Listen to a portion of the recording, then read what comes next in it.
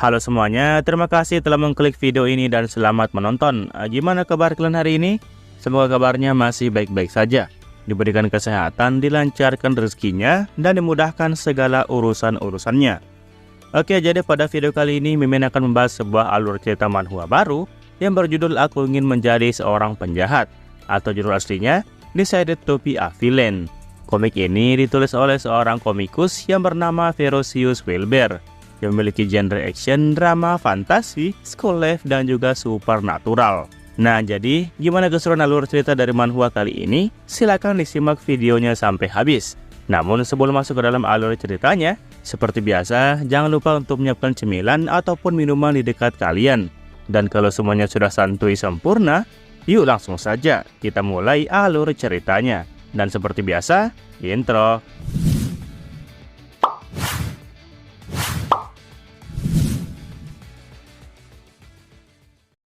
Apa yang akan kalian lakukan jika kalian mendapatkan kekuatan super? Apakah kalian ingin menggunakannya untuk mencari uang, atau bahkan menjadi atlet yang luar biasa dan juga terkenal?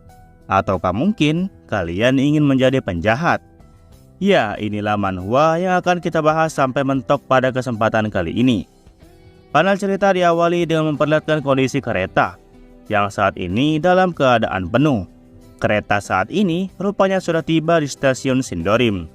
Dan sesaat kemudian, pintu kereta pun akhirnya terbuka. Kita kemudian diperkenalkan dengan seorang wibu akut yang dimana dia sering begadang dan mempunyai kantung mata yang cukup tebal. Inilah dia MC kita pada manhwa kali ini. Namanya adalah Kim San. Dia adalah siswa SMA yang baru masuk di tahun pertamanya. Lokasinya sendiri berada di Nanju.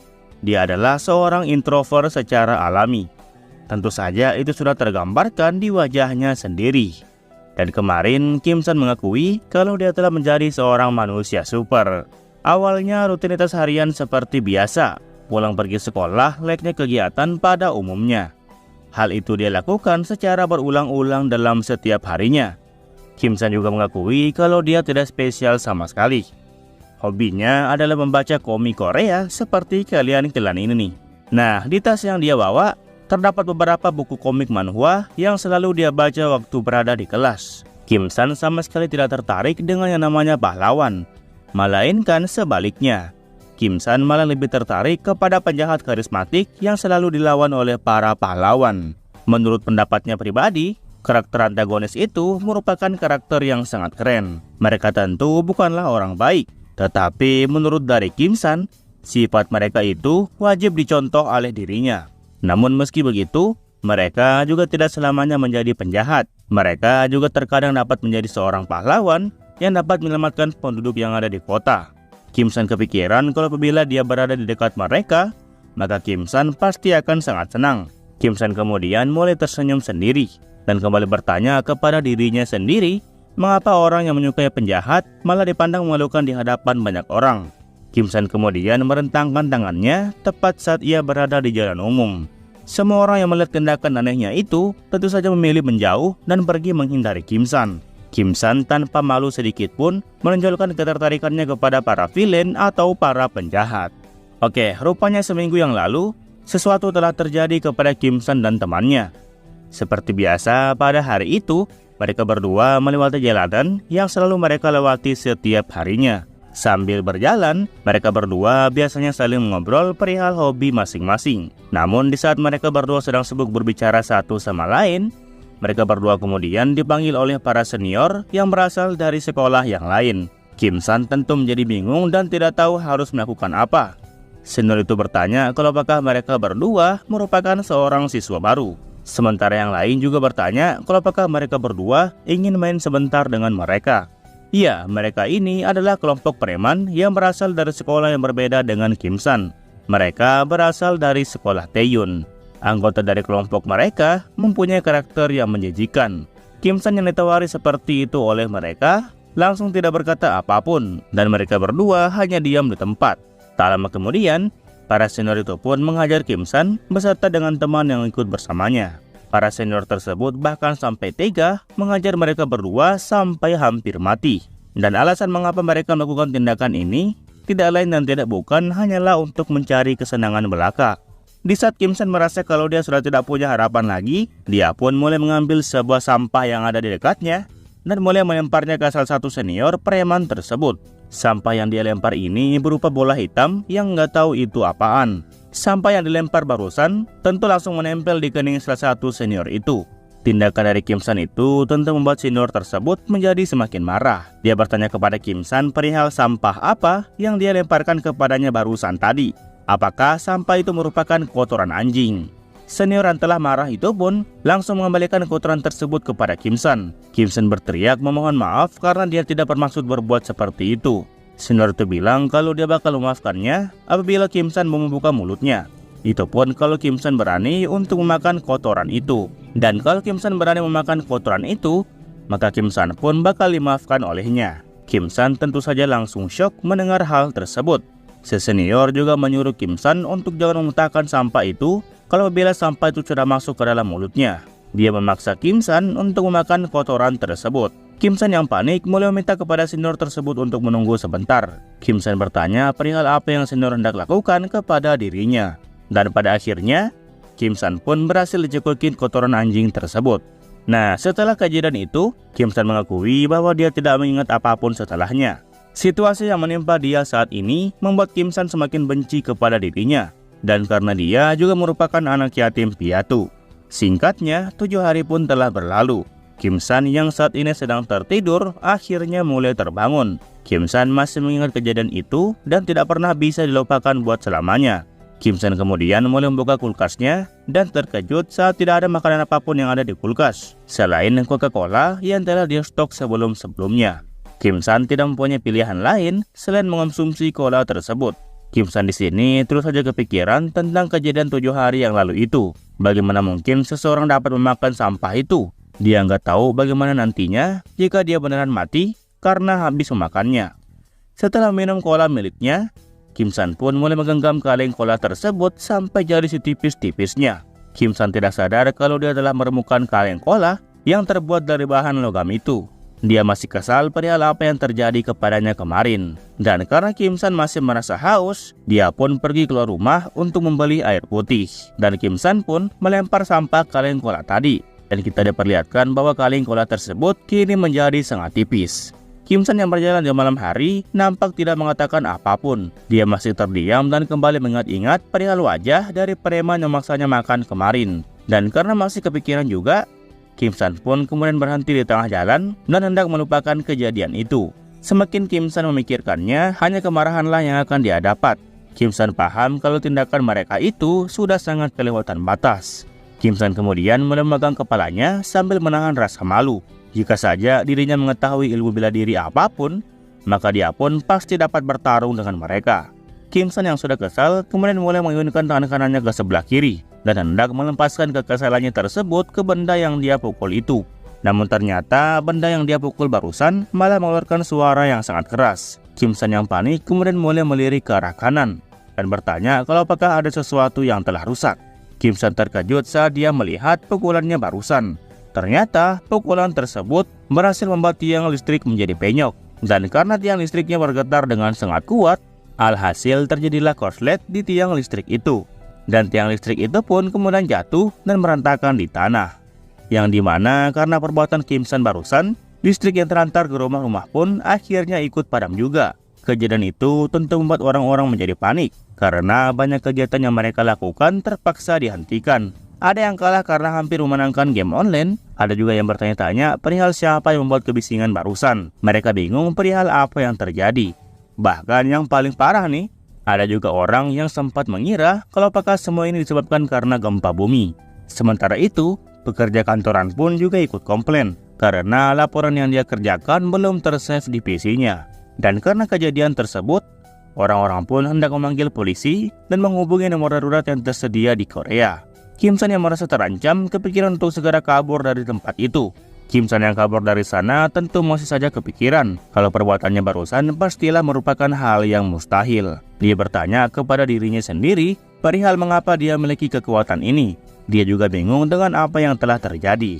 Nah, sesaat setelah dia sampai di rumah, Kim San terkejut saat dia mengambil sampah kaleng cola sebelumnya, yang dimana kini bahkan ukurannya jauh lebih kecil dan menjadi sangat tipis. Kim Sun keringat dingin karena melihat hasil perbuatannya sebelumnya. Bagaimana mungkin kaleng yang terkenal sulit untuk diremukkan itu kini nampak sangat tipis di tangan kanannya. Kim Sun awalnya tidak mengatakan apapun. Dia kemudian hendak mencobanya kembali dengan cara menggenggam sebuah koin di telapak tangannya. Dan benar saja, setelah dia menggenggam koin tersebut dengan santai, koin itu pun langsung berubah menjadi bulatan kecil. Seakan-akan koin itu hanyalah sebuah kertas yang sudah lunak. Dan karena Kim Sun masih belum puas dengan bukti itu, Kim Sun pun mulai mengambil buku yang ada di mejanya dan mencoba merobeknya seperti merobek kertas pada umumnya. Dan ya, lagi-lagi buku yang tebal itu pun robek dengan mudahnya. Bukan hanya itu, wajan pun yang berbahan dasar besi kini dengan mudah dibelah menjadi dua bagian oleh Kim Sun. Namun karena Kim Sun masih belum puas, dia pun hendak melakukan hal lain selain menghancurkan barang-barangnya. Dia kemudian mulai mengambil sebuah pisau di dapurnya. Dan setelah itu, dia pun menarik nafas dalam-dalam. Pisau itu rencananya bakalan dia tancapkan di tangan kirinya. Jadi jika hal ini benar-benar bekerja, maka Kim Sun pasti akan percaya dengan apa yang telah terjadi. Kim Sun akan menancapkan pisau tersebut dengan menggunakan gerakan yang cepat. Kim Sun saat ini berada di ambang kebingungan. Dia berharap kalau tindakannya kali ini pasti akan bekerja dan juga berhasil. Dan setelah Kim Sun telah yakin sepenuhnya, Kim Sun pun menurunkan pisaunya itu dan menghantam tangan kirinya sendiri. Namun apa yang terjadi selanjutnya sangat tidak terduga. Bagian lain dari pisau itu pun seketika terbang di samping Kim Sun. Tangan Kim Sun nampak tidak terluka sama sekali. Tapi malahan, pisaunya lah yang terbelah menjadi dua bagian. Kim Sun terkejut dengan apa yang dia lihat di depan matanya itu. Dia tidak menyangka kalau dia benar-benar memiliki kekuatan super. Kim Sun tentu masih belum paham dengan penyebab mengapa semua ini bisa terjadi. Namun yang pasti, Kim Sun meyakini satu hal, dirinya telah menjadi manusia super. Kim Sun kemudian memilih untuk naik ke atap apartemennya dan berjalan ke tepi atap apartemen tersebut. Kim Sun penasaran tentang batasan apa yang dia miliki. Apakah mungkin dia memiliki batasan dalam menggunakan kekuatan supernya ini? Kim Sun nampak celingak-celinguk ke kiri dan ke kanan dan berharap bahwa tidak ada seorang pun yang melihat apa yang akan dia lakukan. Kim Sun rupanya berencana untuk melompat dan hendak mengetahui seberapa tinggi lompatannya dengan kekuatan super barunya ini. Dia menebak-nebak kalau apakah dia bisa melompat 5 meter atau bahkan 10 meter. Dia sebenarnya cukup takut apabila dia terluka saat jatuh nanti. Setelah Kim Sun memasang kuda-kuda yang pas, Kim Sun pun kembali bernafas dalam-dalam dan mengerahkan seluruh tenaganya untuk melompat ke arah atas. Dan boom! Lompatannya ternyata lebih tinggi daripada yang dia perkirakan sebelumnya. Lompatannya ini berhasil menghancurkan tempat pijakannya dan Kim Sun melompat sampai menembus langit-langit. Kim Sun rupanya melompat ke arah atas dan menembus berbagai atmosfer yang menyelimuti bumi. Bahkan saking cepatnya Kim Sun melesat ke atas, kepala Kim Sun pun sampai mengeluarkan api yang cukup panas. Dan tentu saja merasa kepanasan pada bagian ujung kepalanya. Namun dia bahkan tidak sempat untuk membuka kedua matanya karena saking cepatnya dia bergerak terus ke atas. Dan sesaat kemudian, rasa panas di kepalanya pun perlahan mulai menghilang. Kim Sun penasaran perihal seberapa tinggi dia saat ini setelah melompat dari atap apartemen sebelumnya. Dia masih menebak kalau apakah dia saat ini telah sampai di ketinggian 30 meter. Namun pada saat Kim Sun mulai membuka salah satu matanya, dia pun langsung terkejut setengah mati. Partikel cahaya misterius nampak mengelilingi tubuh dari Kim Sun. Kim Sun saat ini rupanya berhasil keluar dari bumi. Awalnya Kim Sun masih terpesona dengan pemandangan yang dia lihat di hadapannya. Tetapi setelah dia sadar kembali, dia pun terkejut karena mengetahui kalau dia sekarang telah berada di luar angkasa. Kim Sun baru paham mengenai mengapa kepalanya terasa terbakar. Itu disebabkan karena dirinya sudah melalui lapisan atmosfer dari awal sampai akhir. Dan yang paling mengejutkan lagi bagi Kim Sun adalah mengapa dia masih bisa berbicara di ruang angkasa. Bukankah dibutuhkan setelan khusus agar Kim Sun dapat berbicara normal saat dia berada di ruang tanpa udara? Dan karena efek lompatannya juga telah berhenti, Kim Sun pun mulai kehilangan keseimbangannya dan kembali melesat turun ke bumi. Kim Sun kini berteriak dengan sangat keras karena sebentar lagi dia akan jatuh menabrak bumi. Jatuhnya Kim Sun seakan seperti sebuah meteor yang telah jatuh dari langit. Dia rupanya telah terjatuh di langit gurun yang terletak di negara China. Kepalanya kembali dipenuhi dengan api yang berwarna merah. Dan seketika itu juga, dia pun menghantam tanah dengan tabrakan yang sangat keras. Tabrakan tersebut bahkan membuat sebuah ledakan layaknya bom atom. Dan karena Kim Sun mendarat di gurun pasir, dia pun hanya bisa batuk-batuk saat tubuhnya terbenam oleh pasir yang ada di sekitarnya. Setelah itu, Kim Sun pun akhirnya pingsan. Kim San mengakui bahwa dia tidak mengingat apapun sejak dia terbaring lemas di gurun pasir itu. Dia bahkan tidak tahu sudah berapa hari berlalu sejak dirinya berada di sana. Tampaknya setiap tulang yang terdapat di dalam tubuhnya Kim San saat ini telah hancur sepenuhnya. Namun ketika Kim San telah tersadar kembali, dia terkejut saat melihat tubuhnya sudah kembali ke dalam keadaan yang sempurna. Seakan-akan kejadian epik yang telah terjadi kemarin tidak pernah terjadi sebelumnya.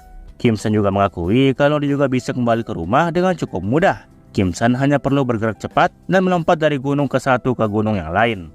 Singkatnya, setelah dia berhasil kembali ke rumah, Kim San pun kembali lesehan di sofanya sembari menonton sebuah acara televisi. Kim San terus saja menekan remote televisinya karena dia tidak menemukan tontonan yang menarik. Namun sesaat kemudian, salah satu saluran berita pun akhirnya mulai menyinggung perihal kejadian pemadaman listrik di tanggal 6 kemarin. Pembawa berita melaporkan bahwa telah terjadi pemadaman listrik mendadak di daerah Shenzhen kemarin. Dia melaporkan bahwa penyebab terjadinya pemadaman listrik kemarin adalah jebolnya tiang lampu yang sengaja dilakukan oleh seseorang yang tidak bertanggung jawab. Kim San di ruangannya hanya bisa tersenyum kecut saat dia mendengar laporan dari berita tersebut. Nah, setelah membahas perihal pemadaman listrik, pembawa berita pun kemudian beralih ke topik yang lain dan membicarakan tentang seorang pahlawan yang baru-baru ini telah menangkap seorang pencuri. Kim San juga tertarik dengan berita itu. Nyatanya di dunia Kim San saat ini ada beberapa jenis manusia yang telah diberikan kekuatan super. Contohnya saja adalah mereka. Salah satu pahlawan kemudian mulai diwawancarai oleh pembawa berita. Pahlawan itu disebut sebagai pahlawan Respol. Pahlawan tentu harus menjadi sorotan baik dalam laporan maupun di televisi secara umum. Pahlawan tersebut nampak memberikan pesan kepada masyarakat untuk jangan takut kepada perampok atau bahkan penjahat, dengan alasan karena dia selalu berjaga untuk keselamatan mereka semua. Grigori Respol menjamin bakalan melindungi kota. Kim San nampak hanya terdiam setelah dia mendengar laporan wawancara dari pahlawan tersebut. Kim San di dalam hati bertanya perihal mengapa hero pelindung ini sungguh sangat populer di masyarakat. Padahal nyatanya dia melakukan tindakan terpuji itu agar bisa mendapatkan pengakuan dari masyarakat itu sendiri. Kim San berpikir bahwa tindakan mereka itu tidak ada keren-kerennya sama sekali. Dan penjahat yang telah ditangkapnya pun juga hanyalah sampah masyarakat pada umumnya. Jika saja Kim San menjadi seorang penjahat, maka Kim San akan melakukan tindakan yang lebih parah daripada orang yang telah ditangkap tersebut. Nah, di saat dia sedang memikirkan mengenai hal itu, Kim San kemudian akhirnya mulai tersadar akan sesuatu. Dia sepertinya sudah bisa menjadi seorang penjahat. Bagaimana tidak? Dengan kondisi Kim San saat ini, sudah jelas bahwa tidak ada yang mustahil baginya untuk sekarang. Penjahat yang ditangkap itu bahkan tidak mirip seperti penjahat pada umumnya. Jika saja Kim San yang menjadi penjahatnya, maka dia akan melakukan kejahatan 100 kali lebih parah daripada yang telah dilakukan oleh orang itu. Itu bisa dilakukan karena dia sekarang adalah seorang manusia super. Kim San membayangkan bahwa dia nanti ke depannya akan menjadi penjahat yang menawan dan cukup tangguh dalam menghadapi para pahlawan. Bahkan di dalam komik manhwa sekalipun, plotnya pasti selalu melukiskan kalau para penjahat itu kebanyakan orang yang kaya raya. Para penjahat memancarkan karisma yang tidak tertahankan. Sementara untuk para pahlawan, mereka terus saja berjuang dalam menghadapi masalah yang mereka hadapi. Mereka juga selalu menyelamatkan seseorang dari ancaman karakter antagonis. Sementara itu, pemerintah beserta dengan warga biasa pasti selalu menggerutu perihal mengapa para penjahat selalu mengincar mereka. Kim San kepikiran seberapa lama lagi plot ini akan terus berlanjut. Bukankah itu sudah cukup untuk berhenti sampai di sini? Tidak peduli bagaimanapun Kim San memandangnya, sisi penjahat tetap lebih keren di mata Kim San saat ini. Dia tidak habis pikir mengapa dia harus puas menjadi seorang pahlawan yang selalu menyelamatkan nyawa orang lain. Bukankah itu merupakan pekerjaan yang sangat membosankan? Kim San sebenarnya sudah cukup muak dengan plot yang telah disajikan di dalam komik manhwa. Kehadiran dari para penjahat telah menginspirasi Kim San menjadi pribadi yang sekarang, dan Kim San yakin bahwa dirinya pasti bisa menjadi salah satu dari mereka. Kim San telah berhasil mengambil sebuah keputusan. Dia saat ini telah resmi memutuskan untuk menjadi seorang penjahat. Kim San kemudian nampak tersenyum menyeringai dan mulai menantikan apa yang akan terjadi di kemudian hari. Cerita dilanjutkan dengan memperlihatkan sebuah gedung sekolah yang merupakan tempat Kim San bersekolah. Rupanya sudah 3 hari berlalu sejak Kim San terakhir kali memutuskan untuk menjadi seorang penjahat. Dan seperti biasa, Kim San tidak menunjukkan perubahan apapun. Dia masih tetap pergi sekolah seperti hari-hari biasanya. Kim San nampak duduk di bangkunya sembari mendengarkan penjelasan dari sang guru. yang membahas tentang penafsiran dari paragraf yang telah dibacakan. Kim San di sana memaksa matanya buat melek karena dia cukup mengantuk akibat begadang semalaman. Kim San memang sedari awal sudah memutuskan untuk menjadi seorang penjahat yang bahkan lebih jahat daripada siapapun. Tetapi masalahnya, Kim San tidak tahu perihal apa yang harus dilakukan untuk menjadi seorang penjahat yang sebenarnya. Dia menuliskan pertanyaannya di sebuah buku catatan yang ada di atas mejanya. Di sana tertulis bahwa apakah dia harus menaklukkan dunia atau bahkan merampok bank agar bisa menjadi penjahat yang sesungguhnya. Dia bingung harus melakukan apa untuk bisa memulainya. Pikiran Kim San rupanya mentok sampai di sini. Dia mengakui bahwa dirinya sama sekali tidak mempunyai rencana apapun. Kim San seakan tidak mempunyai motivasi yang kuat agar dia bisa fokus untuk menjadi seorang penjahat. Kim San bahkan hampir mengubah tujuan utamanya. Yang awalnya dia berniat untuk menjadi seorang penjahat, kini malah berubah untuk menjadi seorang pahlawan. Sesaat kemudian, kelas pun akhirnya selesai. Para siswa kembali merasa lega. Dan ada yang mengajak teman sebangkunya untuk pergi ke kamar mandi bareng. Ada juga yang meminta diperlihatkan PR temannya agar dia bisa menyontek. Dan yang lain juga ikut menanyakan perihal pelajaran apa setelah ini. Di lain sisi, Kim San kembali dihampiri oleh teman satu-satunya yang kemarin sempat dihajar oleh preman dari sekolah lain. Temannya ini rupanya bernama Jun Sop. Jun Sop tidak menyangka kalau Kim San rupanya ternyata masih hidup dan kembali masuk ke sekolah. Kim San pun juga ikut terkejut saat melihat temannya itu masih kuat mental. Jun Sop kemudian bertanya kepada Kim San perihal kenapa kemarin-kemarin Kim San tidak masuk sekolah. Dia juga menanyakan kepada Kim San tentang bagaimana kondisinya pada hari ini. Apakah Kim San hari ini sudah merasa mendingan? Kim San mengiyakan pertanyaan dari Jun Sop. Dia membalas kalau beberapa hari kemarin dia cuma merasa enggak enak badan aja. Dan Kim San kemudian kembali bertanya kepada Jun Sop perihal bagaimana kondisinya Jun Sop saat ini. Di dalam hati, Kim San berkata bahwa siapa coba orang yang merasa nggak kena mental saat dipaksa untuk makan kotoran anjing seperti kemarin. Kim San tidak habis pikir mengapa Jun Sop menanyakan itu dengan nada yang mudah. Jun Sop kemudian membalas, andai saja waktu itu dia hanya berhadapan 1 lawan 1, maka Jun Sop yakin kalau dirinya bisa menghajar mereka sampai tepar. Jun Sop di sini nampak memamerkan kuda-kudanya di hadapan para siswa di kelas tersebut. Jun Sop rupanya sempat mengikuti ekskul taekwondo dan berhasil naik ke tingkat 3 di antara peserta yang lain. Jadi kalau apabila taekwondo sudah masuk ke tingkat 3, maka sabuk yang digunakan pun akan berubah warna. Dan warnanya kini menjadi sabuk kuning dan ada strip hijau-hijaunya. Kim San di sini hanya tertawa saat melihat gertakan gak jelas dari Jun Sop. Nah, di pintu belakang kelas, kemudian masuk seorang perempuan yang mengenakan pakaian serba hitam. Gadis tersebut kemudian lewat di belakang Jun Sop dan mulai menyapa Kim San yang kembali pergi ke sekolah. Gadis itu nampak menyapa Kim San seakan rindu telah lama tidak bertemu. Jun Sop yang mendengar suara gadis itu menyapa di belakangnya, otomatis langsung terkejut. Dia dengan cepat menghentikan kuda-kudanya dan mulai melirik ke arah gadis berpakaian hitam itu. Gadis ini bernama Lee Jiun. Mengetahui Jiun datang untuk menyapanya, Kim San pun berhasil dibuat malu-malu saat dirinya dipedulikan oleh seorang gadis cantik seperti Jiun. Kim San bahkan berdiri dari kursinya dan mencoba menanggapi Jiun dengan serius. Jiun kemudian mulai bertanya kepada Kim San perihal mengapa kemarin-kemarin Kim San tidak masuk sekolah. Apakah Kim San sudah mulai nakal dan lebih nyaman saat dia bolos sekolah? Jiun berkata seperti itu dibarengi dengan tertawa candaan. Jun Sop di belakang tentu merasa iri dengan Kim San karena diperhatikan oleh seorang gadis cantik seperti Jiun.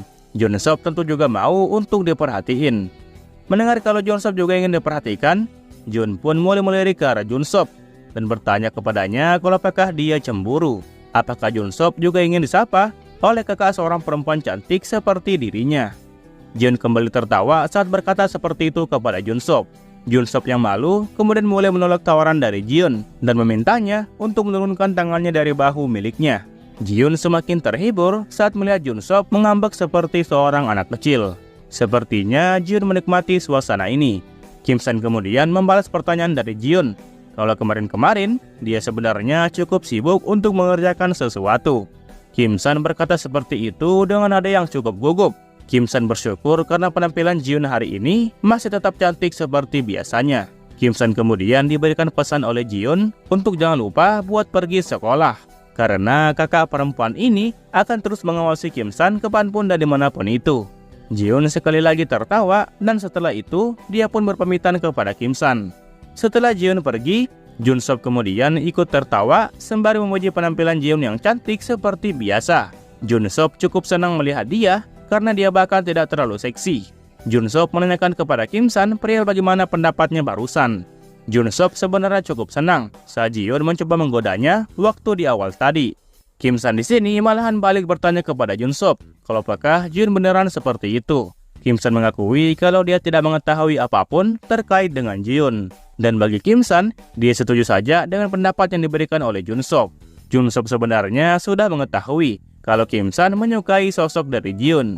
Mendengar Jun Sop mengatakannya dengan lantang, membuat Kim San menjadi malu.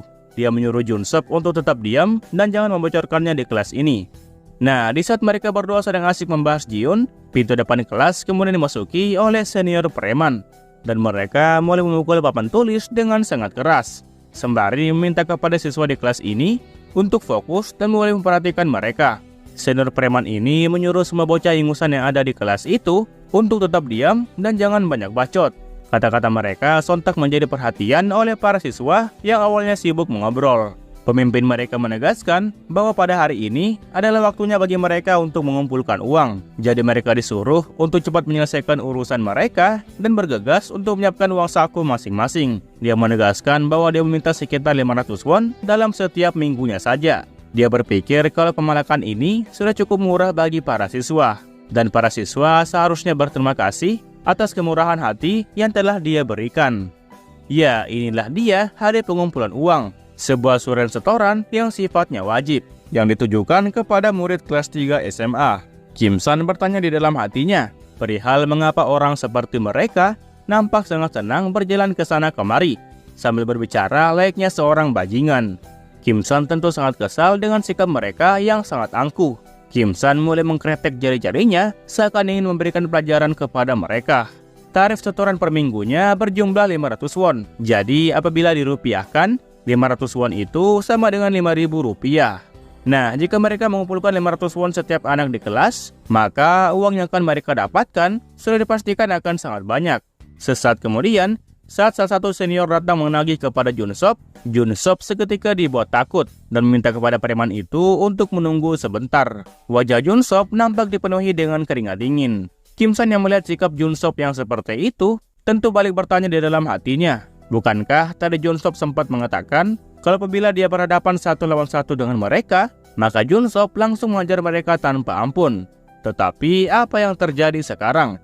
Jun Sop malahan semakin ciut dan tidak sesuai dengan apa yang dia pamerkan sebelumnya. Kim San paham kalau preman itu hanyalah sekumpulan bajingan yang tidak tahu malu. Jadi Kim San kepikiran kalau buat apa dirinya takut kepada mereka. Bukankah Kim San yang sekarang sudah mempunyai kemampuan manusia super yang luar biasa?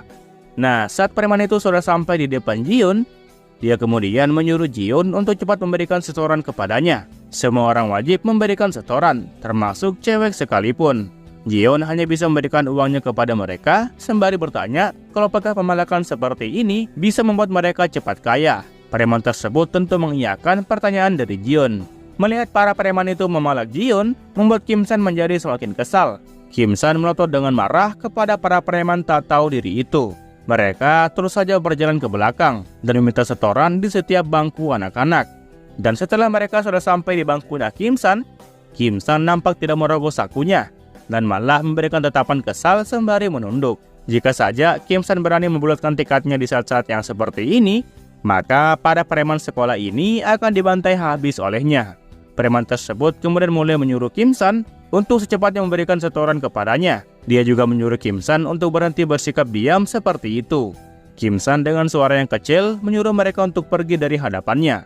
Perkataan Kim San barusan itu tentu tidak terdengar jelas di telinga dari si preman. Kim San kemudian kembali menegaskan, jika kalian tidak ingin menyesal, maka mereka disuruh untuk secepatnya pergi dari sini sekarang juga.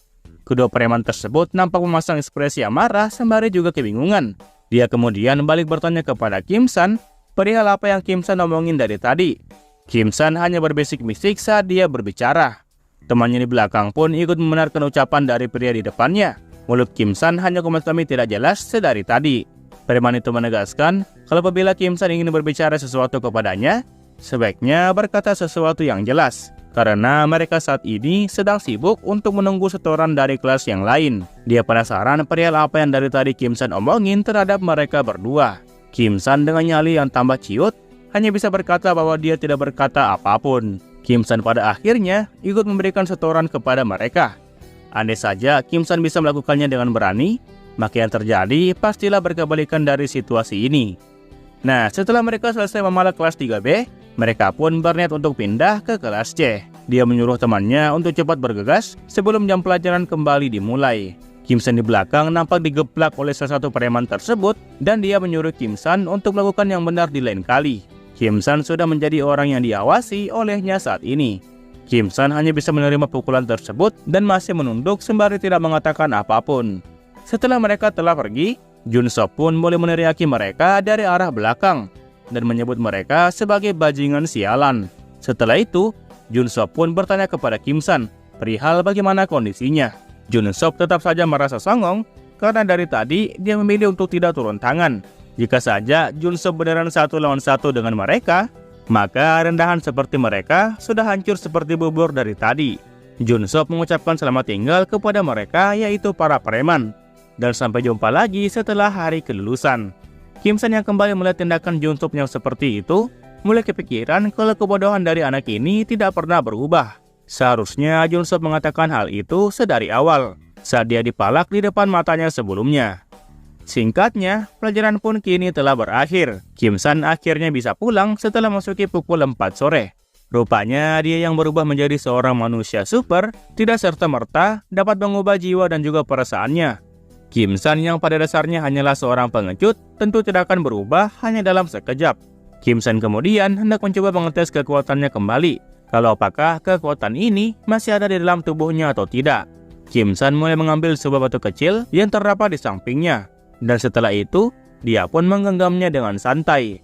Dan benar saja, kekuatan supernya masih menyatu di tubuh Kim San sampai hari ini. Kim San paham kalau dengan kekuatan super seperti ini, pasti dengan mudah menghancurkan tulang tengkorak dari para preman itu.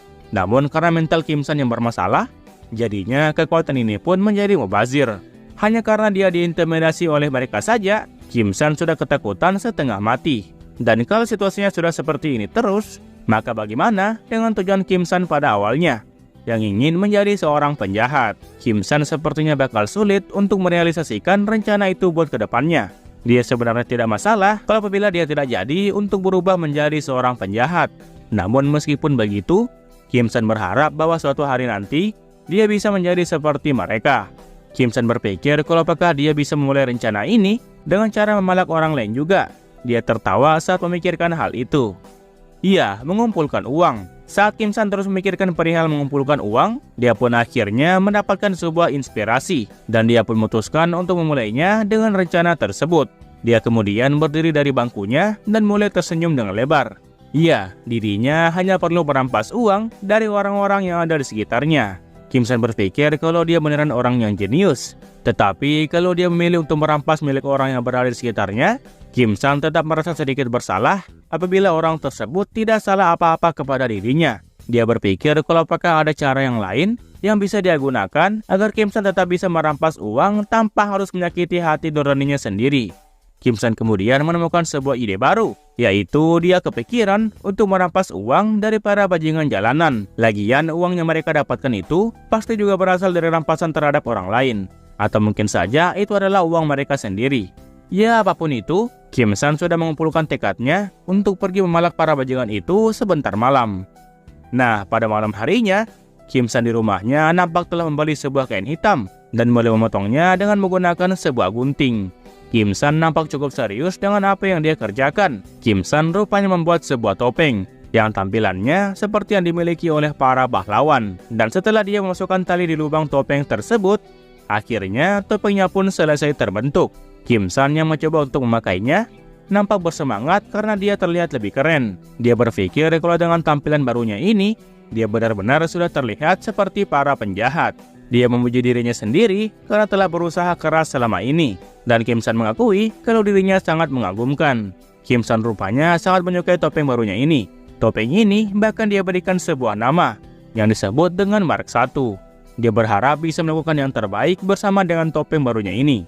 Nah, setelah selesai menamainya, wajah Kim San pun seketika memerah. Dia kemudian dengan cepat berdiri dari kursinya dan kembali mengenakan topeng yang baru dia buat itu. Setelah itu, dia pun berakting, layaknya sudah berperan sebagai penjahat di film-film. Kim San menamai dirinya sendiri sebagai Old Man, atau bahasa Indonesianya adalah pria burung hantu. Namun di saat dia sedang asik-asiknya berakting, tali topengnya pun seketika terlepas dari telinganya. Kim San cukup kecewa karena tali topengnya rupanya dengan mudah lepas seperti ini.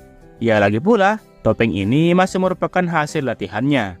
Jadi mau bagaimanapun rusaknya, hanya Kim San sendiri yang tahu perihal apa yang dia lakukan di kamarnya ini. Sepertinya topeng barunya ini tidak bisa digunakan buat lama-lama. Kim San menyadari ternyata memakai topeng itu rupanya lebih sulit daripada yang dia bayangkan sebelumnya. Dan meskipun Kim San sudah memperbaikinya berkali-kali, tetap saja topeng tersebut rusak dan terus rusak.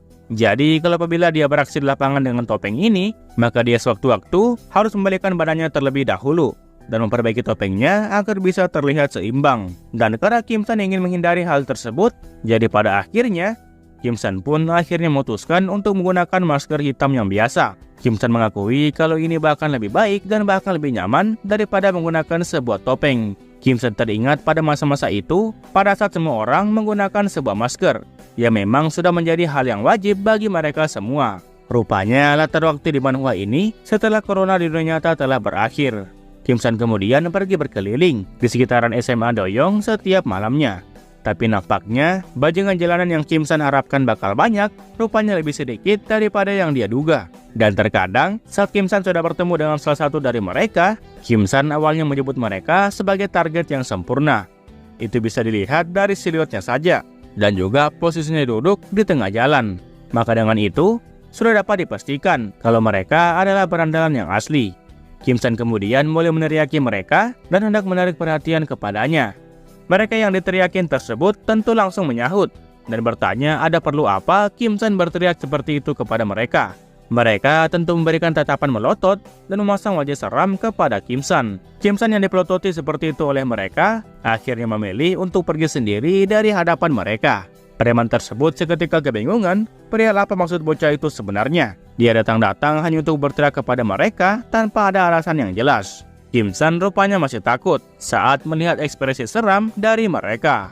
Bagaimana mungkin seorang anak SMA sudah mempunyai wajah yang menyeramkan seperti mereka? Mereka curang karena telah memasang wajah seram tersebut di depan Kim San. Kim San paham kalau dia beneran tidak bisa melakukan semua ini. Dia menyadari bahwa dirinya merupakan pengecut yang paling pengecut. Kim San bahkan bertanya kepada sang autor dari manhwa ini perihal mengapa penulis manhwa ini tidak bisa menggambar wajah anak SMA sesuai dengan realita.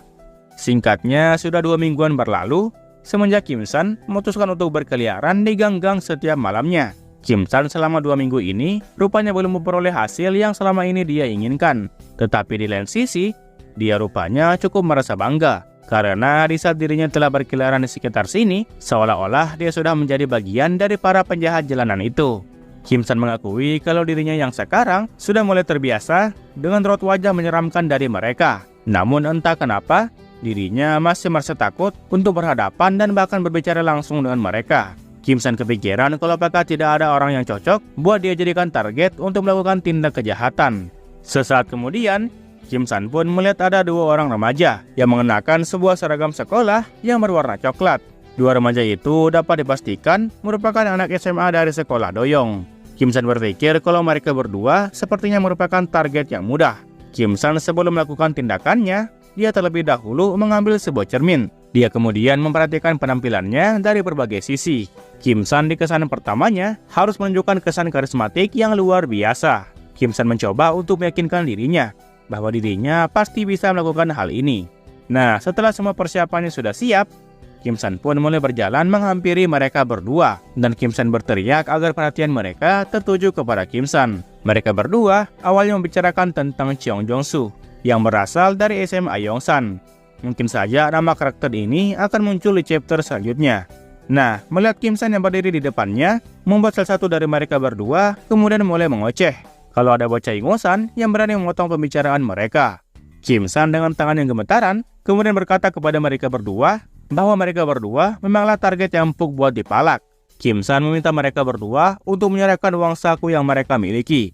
Dan jika dilihat dari wajah mereka berdua, Kim San pun mencoba untuk menaksir uang dengan jumlah 10 won doang. Jadi 10 won itu adalah 100 perak kalau dirupiahkan. Namanya juga masih belajar memalak. Jadi Kim San tidak berani untuk menetapkan harga yang lebih tinggi daripada yang dia berikan ini. Kim San yang sudah selesai berkata seperti itu, kembali berkata di dalam hati bahwa sikapnya barusan sepertinya sudah cukup bagus. Karisma yang Kim San tampilkan sepertinya tersampaikan dengan cukup baik.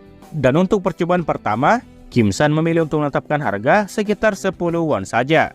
Dia tidak percaya kalau dirinya berhasil untuk melakukan tindakan sejahat ini. Kim San di dalam hati berteriak kegirangan. Nah, karena belum ada tanggapan dari mereka berdua, Kim San pun kembali mengulangi perkataannya dan meminta kepada mereka berdua untuk menyerahkan 10 won masing-masing dari mereka.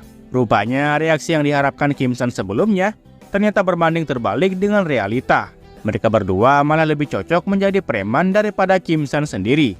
Mereka berdua awalnya diam saja setelah mendengarkan permintaan dari Kim San. Setelah itu, mereka pun kemudian tertawa sembari bertanya perihal apa yang baru saja keparat kecil ini katakan sebelumnya. Temannya yang lain bahkan sempat mengira kalau Kim San sepertinya dalam kondisi yang tidak waras. Mereka bertanya perihal mengapa Kim San malah menggunakan masker di tengah malam begini. Memangnya Kim San yang berpenampilan culun seperti itu bakalan ditakuti oleh mereka berdua. Kim San yang mendengar mereka bertanya balik seperti itu, dia pun kembali bertanya di dalam hatinya. Bukankah tindakan yang dia lakukan ini sudah sepenuhnya memenuhi kriteria untuk menjadi seorang penjahat? Kim San dengan nada yang gagap menyuruh mereka berdua untuk jangan tertawa.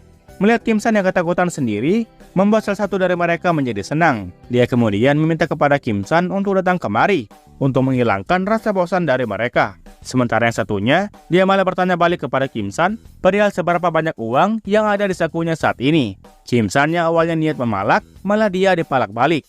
Kim San kemudian berteriak kepada mereka sembari bertanya perihal apa yang mereka berdua hendak lakukan. Mereka pun kembali tertawa dengan keras saat melihat sikap Kim San yang semakin ketakutan. Dia meminta kepada Kim San untuk bersikap seperti di awal tadi. Kim San juga diberikan pertanyaan oleh mereka kalau apakah Kim San lebih suka membayar untuk dipukuli atau bahkan tidak dibayar untuk dipukuli. Kedua pilihan tersebut sama-sama merugikan bagi Kim San, karena pada akhirnya Kim San lah yang akan dipukuli dan dipalak oleh mereka berdua. Kim San kemudian berteriak kepada mereka berdua untuk mundur dari hadapannya sekarang juga. Nah, karena Kim San belum memutuskan pilihannya, maka salah satu dari mereka pun akhirnya memilih untuk memberikan pelajaran kepada Kim San terlebih dahulu. Namun sebelum tinjuannya mengarah kepada Kim San, tangan dari remaja tersebut kemudian ditahan oleh seseorang yang tiba-tiba muncul. Dan karena tangannya ditahan, remaja itu pun kemudian mulai melirik ke arah kanan dan hendak melihat siapa orang yang berani untuk menghentikannya.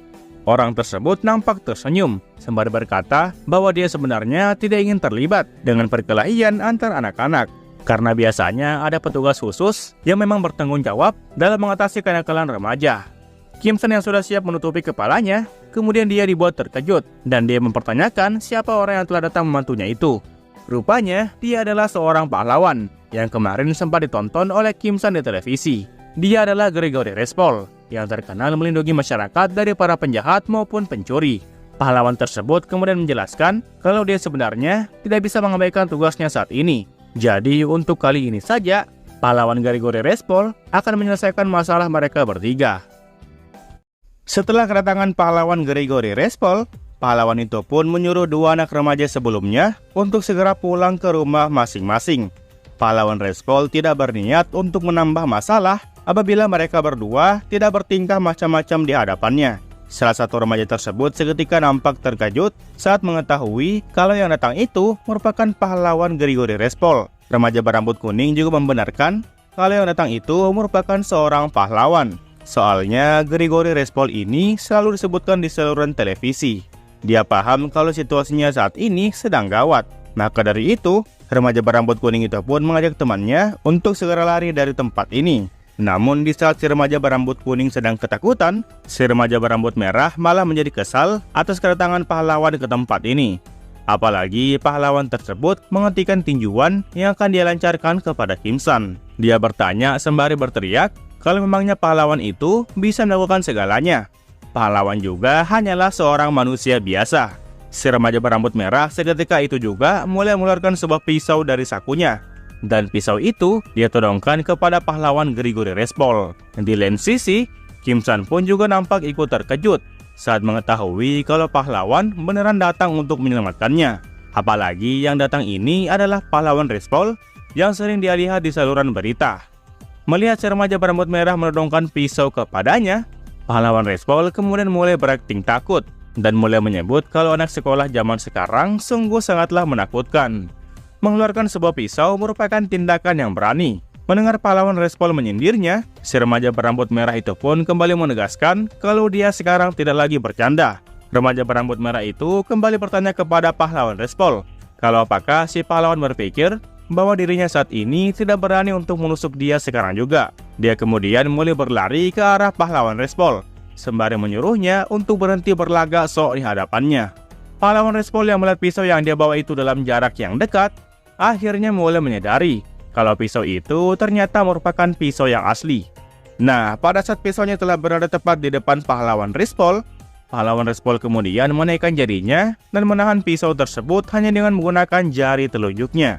Dan setelah itu, pahlawan Respol kemudian mendorong jarinya dengan sangat cepat, sehingga pisau yang dia pegang pun terpotong menjadi dua bagian.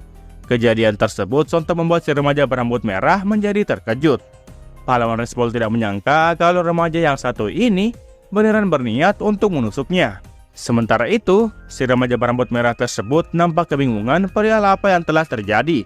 Bagaimana mungkin pisau yang selalu dia gunakan itu malah dengan mudah dipatahkan menjadi dua bagian. Pahlawan Respol kemudian mulai memberitahu remaja berambut merah tersebut bahwa apakah dia tahu kalau membawa pisau dan mulai menodongkannya adalah termasuk dalam pasal percobaan pembunuhan. Pahlawan Respol sebenarnya ingin membiarkannya dengan alasan karena mereka adalah seorang pelajar. Tapi tetap saja, hal ini sangatlah dilarang untuk ditiru. Maka dari itu, sebaiknya mereka berdua pun dibuat tertidur dan merenungkan kesalahannya di tempat ini. Pahlawan Respol kemudian menampar pipi dari remaja berambut merah tersebut dengan tamparan yang cukup keras, sampai-sampai dia terlempar ke hadapan temannya yang berambut kuning. Melihat temannya langsung tepar, tentu membuat si remaja berambut kuning juga nampak terkejut. Pahlawan Respol kemudian menyuruh remaja berambut kuning itu untuk membawa dan menggendong temannya buat pulang. Pahlawan Respol juga mengizinkan mereka semua untuk berkelahi kembali, tetapi dengan syarat dilarang untuk membawa pisau saat berkelahi satu sama lain. Mereka diharapkan untuk bertarung satu sama lain dengan menggunakan tangan kosong. Itu lebih baik dan menggambarkan sifat pria sejati yang sebenarnya. Diberitahu seperti itu oleh pahlawan Respol, membuat remaja berambut kuning itu pun ikutan emosi. Dia mengatakan kalau lain kali mereka tidak akan membiarkan si pahlawan lolos begitu saja. Mendengar balasan dari remaja berambut kuning, seketika langsung dibalas oleh pahlawan Respol. Lantas bagaimana jika pahlawan Respol memilih untuk melawan mereka berdua secara langsung untuk sekarang? Dia bertanya perihal apa yang akan mereka lakukan. Remaja berambut kuning yang diancam untuk bertarung sekarang juga langsung dengan cepat memohon ampun kepada sang pahlawan dan berkata bahwa perkataannya barusan jangan dianggap serius. Ia hanya bermaksud untuk memberikannya sebuah minuman karena telah repot-repot berbuat sampai sejauh ini. Remaja berambut kuning itu meminta kepada pahlawan Respol untuk menanti waktu itu tiba. Setelah berkata seperti itu, dia pun berpamitan kepada sang pahlawan dan memanggilnya dengan sebutan Hyung Nim atau kakak yang dihormati.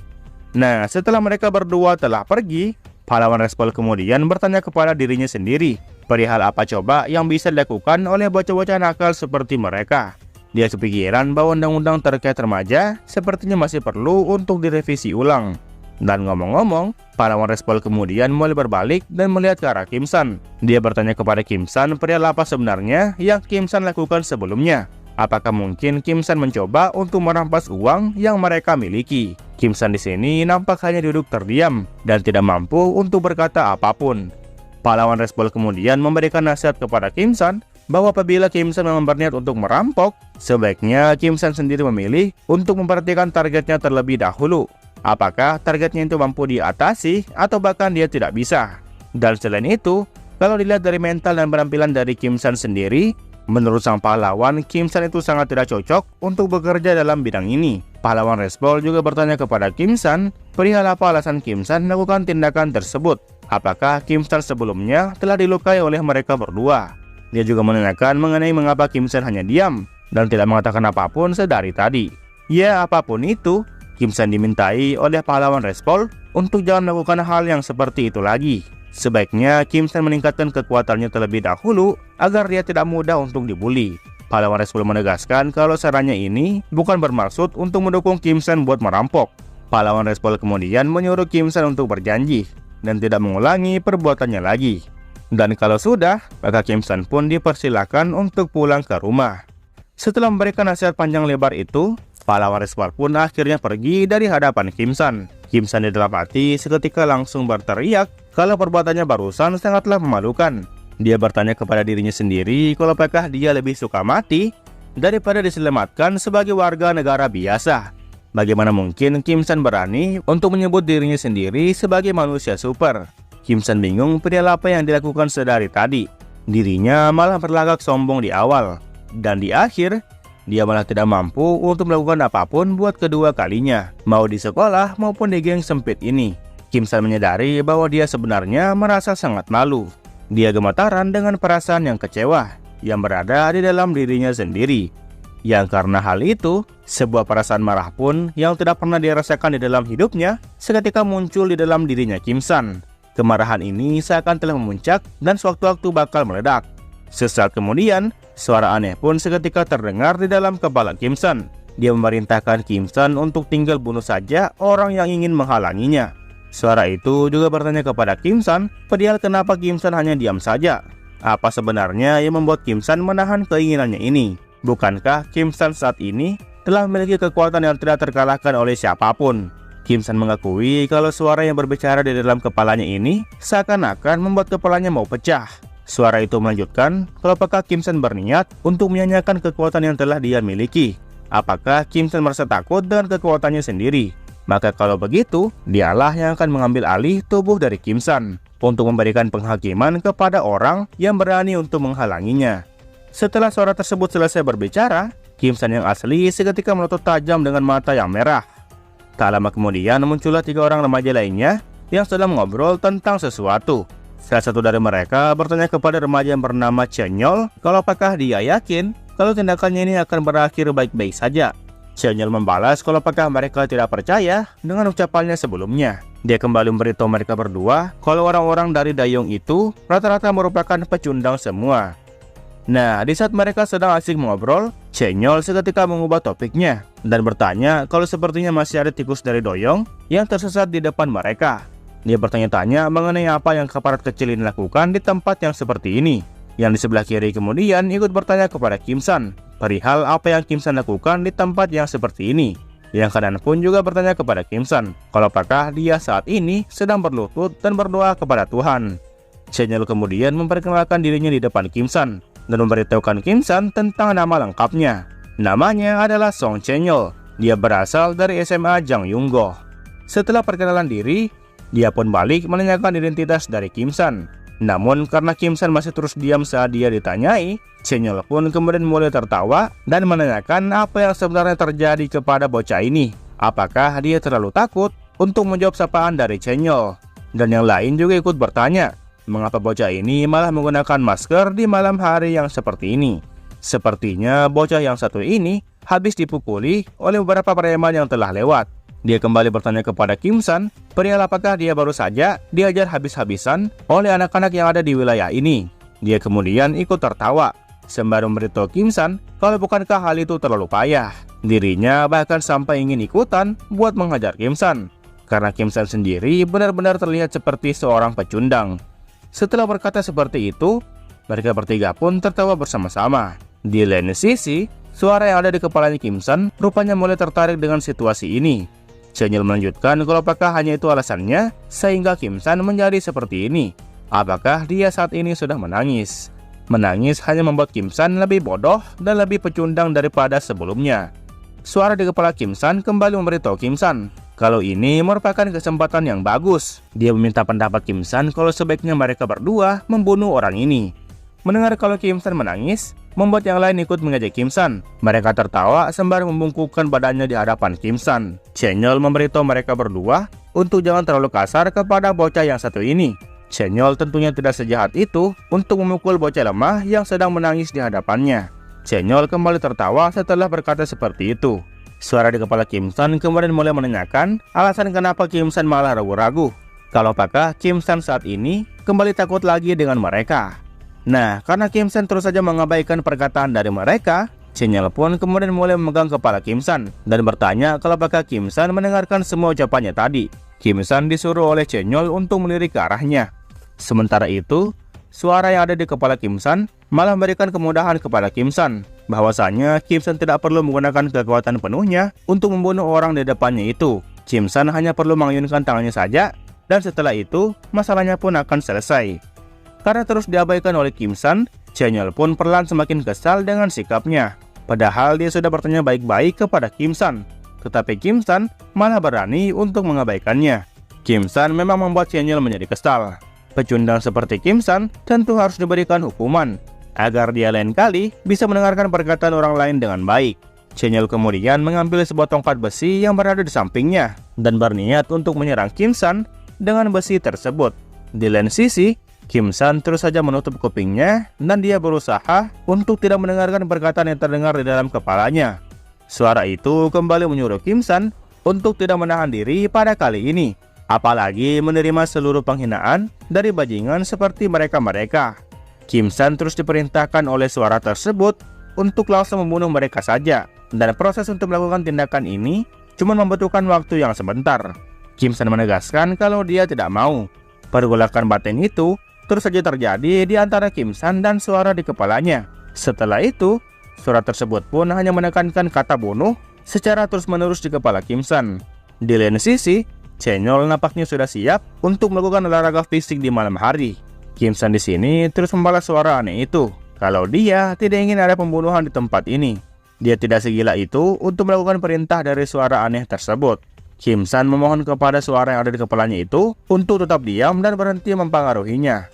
Chenyol yang sudah mengangkat tongkat besinya kemudian mulai memberitahu teman-temannya kalau dia akan memerintahkan hidung Kim San terlebih dahulu, dan Kim San di lain sisi masih terus menutup kupingnya tanpa henti. Nah, karena Kim San terus menolak untuk bertindak, suara itu pun akhirnya mengamuk di kepala Kim San. Dia secara tegas menyuruh Kim San untuk bunuh dia sekarang juga. Suara yang keras seperti itu seketika membuat Kim San tidak mampu lagi untuk menahan semua kekesalannya. Dia kemudian berteriak dengan keras sembari berkata berisik. Setelah itu, Kim San pun mengayunkan tangan kanannya ke arah tangan kanan milik Chenyol. Yang karena hal itu juga, lengan kanan dari Chenyol pun seketika hilang dan terbang entah kemana. Mereka yang melihat kejadian tersebut sontak terkejut setengah mati.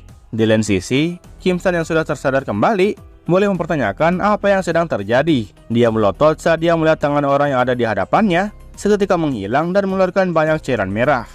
Chenyol pada awalnya menanyakan apa yang terjadi kepada lengannya. Dia perlahan menyadari kalau lengannya saat ini kini telah hilang. Sementara teman-temannya yang lain memanggil nama Chenyol dengan nada yang panik. Chenyol dengan wajah yang murung akhirnya menyadari sepenuhnya kalau lengannya sudah hilang. Kim San yang berdiri di hadapan Chenyol kemudian mulai berkata kepada Chenyol kalau dia tidak bermaksud untuk melakukan tindakan ini, dan Kim San meminta kepada Chenyol untuk menunggu sebentar. Chenyol secara perlahan mulai merasakan panas pada bahunya sendiri. Dia hanya menatap ke arah lengannya dengan wajah yang pucat. Dia sudah tidak mampu untuk merasakan rasa sakitnya. Yang dengan itu, kesadarannya pun perlahan ikut menghilang, dan dia pun tepar di tanah. Teman-temannya seketika merasa panik dan kebingungan perihal apa yang harus mereka lakukan untuk sekarang. Yang satu bertanya kalau apakah Chenyol sekarang sudah mati. Kim San yang saat ini masih berdiri di hadapan mereka mencoba memberikan penjelasan dengan nada yang panik. Namun sebelum mendengar alasan dari Kim San, mereka berdua lebih dulu merasa ketakutan saat melihat Kim San yang masih berdiri dengan tegap di hadapan mereka berdua. Mereka berdua kemudian kabur dari TKP, sembari minta tolong kepada warga sekitar. Dan mereka kini menyebut Kim San sebagai seekor monster dan juga seorang pembunuh. Mereka dengan keringat dingin mencoba lari jauh-jauh dari hadapan Kim San. Nah, karena Kim San ditinggal sendirian bersama dengan tubuh dari Chenyol, Kim San pun tentu kebingungan perihal apa yang harus dia lakukan. Dia saat ini hanya bisa menatap tubuh Chenyol dengan tatapan yang panik. Keringat dingin mulai bercucuran deras di wajah Kim San. Dan karena bingung harus ngapain, dia pun mulai berbalik ke belakang dan pergi menjauh dari tubuh Chenyol yang sudah terkapar bersimbah cairan merah. Inilah akibatnya jikalau Kim San tidak mampu untuk menahan suara aneh yang terdengar di kepalanya. Oke. Cerita dilanjutkan dengan memperlihatkan seorang reporter berita yang melaporkan kepada media massa bahwa pada tanggal 15 kemarin telah ditemukan korban pembunuhan di salah satu geng yang terdapat di Sincheon, Korea Selatan. Korban tersebut akhirnya berhasil teridentifikasi, yang dimana dia rupanya merupakan seorang pria atau seorang remaja yang masih berusia 18 tahunan. Remaja ini masih menduduki kelas 2 SMA, yang dimana dia bersekolah di SMA Jangyunggo. Anak ini bernama Song Chenyol. Dia di sekolahnya ternyata cukup terkenal, tetapi bukan hal yang baik. Dia dikenal sebagai murid yang nakal. Dia saat ini sudah berada di ruang mayat dan telah diperkirakan bahwa waktu kematian dari remaja ini sekitaran pukul 11 malam lewat 10 menit. Dan untuk penyebab kematiannya sendiri adalah karena pendarahan yang cukup berlebihan. Dan dia juga rupanya mengalami syok berat akibat melihat lengan kanannya sendiri yang sudah terpotong. Si korban yang sudah kehabisan banyak darah akhirnya mengembuskan nafas terakhirnya. Sementara itu, untuk penyebab terpotongnya lengan korban sendiri masih belum diketahui secara pasti. Diperkirakan bahwa telah terjadi ayunan cepat dari bawah ke atas yang diakibatkan oleh sebilah pedang atau kapak yang digunakan pelaku untuk memotong lengan kanannya. Pahlawan Respol yang juga ikut menginvestigasi kasus ini turut merasa menyesal atas kejadian tersebut. Remaja itu ditemukan di sebuah tempat yang dimana pahlawan Respol sempat berpatroli di sana kemarin. Andai saja dia berpatroli di sana sedikit lebih lama, maka pahlawan Respol pasti bisa menyelamatkan nyawa si korban, dan dia bisa mengungkap siapa dalang di balik kasus ini. Sang peneliti mencoba untuk menyemangati pahlawan Respol kalau kejadian ini bukanlah akibat kelalaiannya. Pahlawan Respol kemudian mulai angkat bicara bahwa menurutnya penyebab dari terpotongnya lengan kanan korban ini bukanlah disebabkan oleh sebilah pedang maupun sebuah kapak. Mendengar pendapat dari pahlawan Respol tentu membuat sang peneliti terkejut. Pahlawan Respol mengungkapkan bahwa luka yang telah diterima oleh Song Chenyol kemarin itu lebih ke arah seperti dilakukan dengan menggunakan tangan kosong. Pahlawan Respol berhipotesis bahwa pelaku tersebut menggunakan kekuatan dan kecepatan yang sangat luar biasa. Makanya kejadiannya terjadi cukup cepat dan tidak membutuhkan waktu yang lama. Hipotesis tersebut tentu masih diragukan oleh sang peneliti. Bagaimana mungkin hal itu bisa terjadi? Manusia mana yang bisa menggunakan tangan kosong dengan kecepatan dan kekuatan yang tidak tanding selain pahlawan? Hipotesis ini dinilai sangatlah mustahil. Namun sebelum sang peneliti memutuskan bahwa hal itu tidak mungkin, pahlawan Respol kembali melanjutkan bahwa dirinya cukup yakin dengan hipotesisnya itu. Karena menurut pengalamannya sendiri, dia mengakui telah melihat potongan yang seperti itu dalam beberapa kasus sebelum-sebelumnya. Pahlawan Respol juga pernah mengenal beberapa orang yang dinilai bisa untuk melakukan hal-hal yang di luar nalar manusia. Sang peneliti di sini nampaknya sudah paham mengenai siapa yang pahlawan Respol maksud.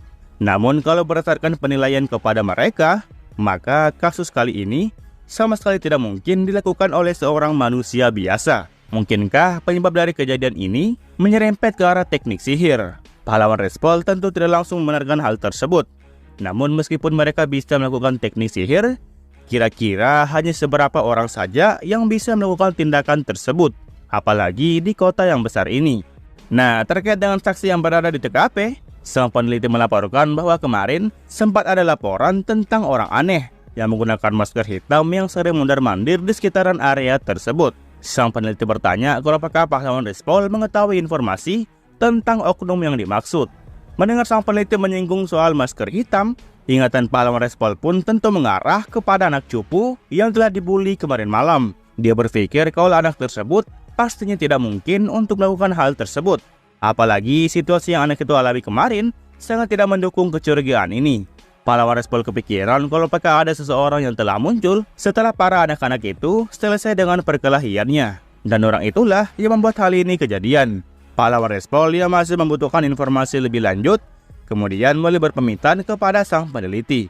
Dia berkata bahwa dia harus pergi kembali ke tempat itu karena ada beberapa orang yang harus dia temui secara personal. Sang peneliti awalnya tidak paham dengan siapa yang pahlawan Respol maksud. Namun sesaat kemudian, dia pun paham perihal siapa yang ingin ditemui olehnya. Pahlawan Respol hanya tertawa sebentar, dan dia membenarkan dugaan dari sang peneliti. Dirinya secepatnya harus bertemu dengan beberapa orang yang seharusnya bisa melakukan hal-hal yang seperti itu. Pahlawan Respol hanya ingin membicarakan sesuatu kepada mereka. Setelah berkata seperti itu, pahlawan Respol pun kemudian pergi dari hadapan sang peneliti. Setelah itu, panel kemudian berpindah memperlihatkan sebuah kota pada siang hari, yang dimana semua orang kembali beraktivitas dan kembali melakukan pekerjaan sehari-hari. Cuacanya pun nampak mendukung untuk melakukan aktivitas pada hari ini. Nah, di tengah keramaian kota, kita diperlihatkan dua orang sejoli yang sedang jalan-jalan buat mencari makan siang. Tak lama kemudian, salah satu bangunan yang terletak tak jauh dari mereka seketika meledak dan keluar sesuatu dari sana.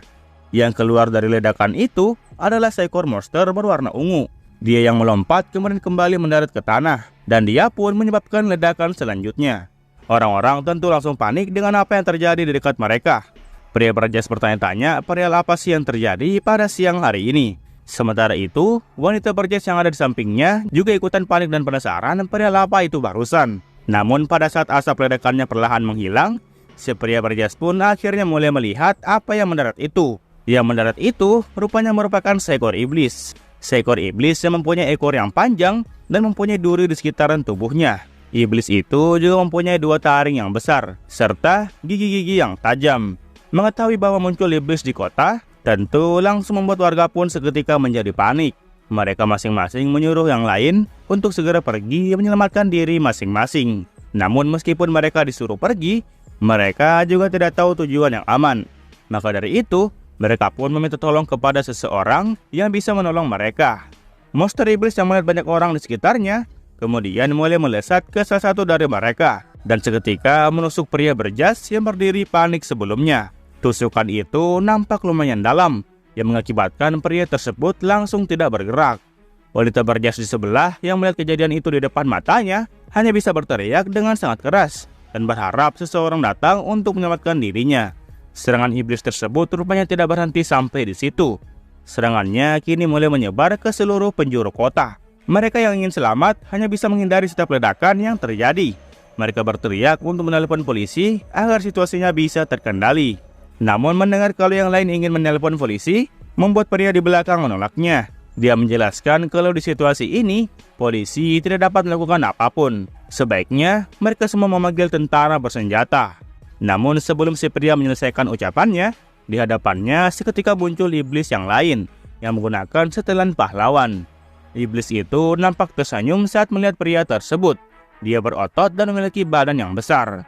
Sepertinya pria berjas yang satu ini sudah tidak bisa lari kemanapun lagi, yang pada akhirnya dia pun terbunuh oleh iblis berotot tersebut. Nah, di saat semua orang sedang lari untuk menyelamatkan diri masing-masing, seorang pria yang mengenakan setelan jas lengkap berwarna hitam disertai dengan kacamata, kemudian mulai berjalan ke arah yang berlawanan. Tindakannya itu sontak membuat orang-orang yang melihatnya mencoba untuk menegurnya agar tidak berjalan ke arah sana. Namun mau bagaimana orang ini diberikan peringatan, orang tersebut tetap saja berjalan ke arah iblis tersebut. Setelah dia sudah berada di jarak yang dekat oleh iblis tersebut, dia pun mulai membuka jas hitamnya dan diikuti dengan membuka kemeja putihnya. Rupanya di dalam kemeja putihnya terdapat kostum superhero yang berlogo sama seperti pahlawan Respol. Di lain pihak, si pahlawan masih tertawa terbahak-bahak karena melihat manusia sebagai makhluk yang lemah. Rupanya orang yang telah dia tusuk sebelumnya kini telah habis dimakan dan ditelan olehnya. Iblis tersebut kemudian berteriak kalau manusia itu hanyalah seekor serangga yang mengganggu. Sementara itu, untuk pahlawan berkacamata sebelumnya, dia kini nampak telah berada tepat di belakang iblis tersebut. Di sana dia nampak kesusahan karena celana yang dia kenakan tidak mau lepas. Si iblis hanya bisa melirik sesaat dan sembari menyebut orang di belakangnya itu sebagai burung dan juga serangga. Namun di saat iblis itu sudah melihat penampilan dari orang tersebut, dia pun seketika langsung terkejut dan sontak menyebut nama dari orang itu. Namanya adalah Hanel. Hanel sepertinya merupakan seorang pahlawan yang sangat terkenal di antara organisasi para penjahat. Iblis itu dengan cepat melompat dari sana dan berusaha menjauh dari Hanel untuk sementara. Hanel yang dipanggil namanya tentu kebingungan dan menjawab panggilan dari iblis itu.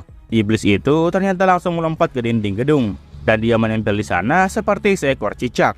Dia sepertinya nampak sangat waspada terhadap pahlawan yang satu ini. Melihat kedatangan dari pahlawan membuat orang-orang pun bersorak kegirangan. Akhirnya pahlawan telah tiba. Iblis tersebut akhirnya menyadari kalau manusia terkuat yang selama ini dirumorkan oleh orang-orang itu rupanya adalah dia. Si iblis menyebut Hanel sebagai pahlawan yang mesum. Soalnya dia di awal tadi sempat membuka celananya agar kostumnya bisa kelihatan. Si iblis juga bertanya kepada pahlawan Hanel kalau dia sempat mendengar bahwasanya Hanel cukup kuat untuk ukuran manusia biasa. Si iblis berniat untuk memeriksa rumor itu, kalau apakah rumor itu benar atau tidak. Hanel di sini nampak hanya melirik ke atas dan dia mendengarkan ucapan dari si iblis. Setelah itu, dia pun mulai menghela nafasnya sembari balik membalas ucapan iblis tersebut. Dia mengatakan perihal mengapa mereka semua selalu penasaran tentang kekuatannya. Hanel meminta kepada iblis itu untuk jangan khawatir. Soalnya jika Hanel sendiri menolak untuk memperlihatkannya, si iblis pasti akan mencari tahu dengan sendirinya. Setelah berkata seperti itu, Hanel pun berteriak kepada iblis tersebut untuk maju dan menyebutnya sebagai frustasi, yang kalau di bahasa Indonesia kan artinya mirip seperti udang-udangan. Mendengar dirinya disebut sebagai udang-udangan tentu membuat si iblis menjadi marah. Dia seketika menjadi kesal dan sangat geram untuk segera menyerangnya. Hanel hanyalah manusia biasa, jadi si iblis yakin kalau serangannya itu pastinya bukan masalah.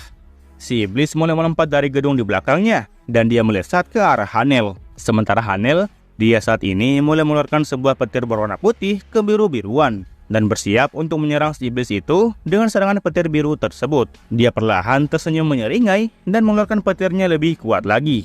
Hanel seketika melompat ke atas dan memberikan serangan petir ke iblis tersebut sebelum Hanel sendiri mendarat. Serangan barusan itu nampak dengan mudah membelah tubuh si iblis menjadi dua bagian. Melihat rekannya telah terbunuh, membuat iblis berotot sebelumnya berteriak kepada rekannya satu itu sembari menangis. Si iblis pun mulai berteriak dengan keras sembari memasang kuda-kuda seakan dia ingin berubah. Si iblis menyebut Hanel sebagai seorang bajingan dan berjanji bahwa dia tidak akan memaafkan perbuatannya kepada rekannya itu. Rupanya iblis berotot yang satu ini mempunyai julukan sebagai Infernal Hell. Infernal kemudian mulai mengeluarkan serangan api di tangan kanannya dan berteriak mati kepada Hanel yang ada di hadapannya. Namun sebelum serangan apinya sampai kepada Hanel, dia lebih dulu terhenti saat dia melihat sebuah cahaya menyilaukan yang berasal dari arah belakangnya. Rupanya itu adalah sihir pemanggilan, yang dimana terdapat seseorang yang mensaman sosok besar yang disebut sebagai Saint Mary. Infernal tentu terkejut dengan apa yang dia lihat di hadapannya. Dia kebingungan perihal apa yang sedang terjadi. Dan makhluk besar di depannya itu sebenarnya makhluk apaan? Sosok Mary kemudian mulai mengangkat kedua tangannya dan mulai menepuk Infernal seakan menepuk seekor nyamuk. Rupanya teknik yang dia lakukan ini adalah prayer atau berdoa. Nah, setelah si Infernal telah mati, sosok Mary pun ikut menghilang dan kembali masuk ke dalam lingkaran sihir pemanggilan sebelumnya. Setelah itu, kita pun kembali diperlihatkan sosok dari Hanel yang sedang memegang sebuah jimat dan jimat itu pun terbakar habis. Kejadian itu sontak membuat orang-orang yang ada di kota nampak hanya terdiam dan tidak mengatakan apapun. Mereka bahkan sampai melongo sehabis melihat kekuatan dahsyat dari sang pahlawan. Dan setelah itu, mereka pun bersorak-sorai saking gembiranya. Mereka sangat senang saat mereka diselamatkan oleh seorang pahlawan terkuat yang bernama Hanel. Mereka bersorak kalau Hanel itu merupakan harapan dari umat manusia. Hanel yang disoraki seperti itu oleh mereka hanya bisa terdiam dan kebingungan. Sepertinya mengalahkan dua iblis kuat dengan satu serangan membuat kehebohan besar di tengah masyarakat. Hanel berpikir kalau dia sepertinya sudah selangkah. Orang-orang kini mulai menyatakan cintanya kepada Hanel dan sebagian dari mereka meminta tanda tangannya. Bahkan di antara mereka semua terdapat seorang ibu dan anak yang meminta kepada pahlawan Hanel untuk apakah bisa berfoto dengan anaknya. Soalnya anak perempuannya ini merupakan fans berat dari pahlawan Hanel. Anak itu juga memohon maaf kepada Hanel kalau apabila dia mengganggu waktunya. Hanel yang mendengar permintaan tersebut hanya bisa tertawa sesaat dan kembali meminta kepada anak perempuan itu untuk jangan minta maaf kepadanya. Justru hal ini merupakan suatu kehormatan baginya karena telah diminta foto bareng oleh seorang penggemar beratnya. Hanel kembali bertanya kepada nona kecil itu kalau apakah dia beneran ingin untuk berselfie bersama-sama. Anak itu dengan cepat mengiyakan tawaran dari Hanel. Hanel sebenarnya merasa agak aneh saat dia selfie bareng seperti ini. Soalnya dia selama ini jarang sekali mengambil foto untuk dirinya sendiri. Namun meskipun begitu, dirinya tetap akan mencobanya. Mereka berdua kemudian mengucapkan kata kimchi sebelum fotonya terambil. Fotonya nampak terlihat sangat indah, di mana wajah mereka berdua terlihat cukup imut. Dan setelah sesi selfie telah selesai, anak perempuan itu pun kemudian berterima kasih kepada pahlawan Hanel dan berkata bahwa dia akan menyimpan foto ini buat selamanya. Anak ini juga bertanya kepada pahlawan Hanel kalau apakah sang pahlawan bersedia untuk menikahinya suatu hari nanti. Pahlawan Hanel menjawab kalau dirinya cukup tersanjung dengan tawaran tersebut.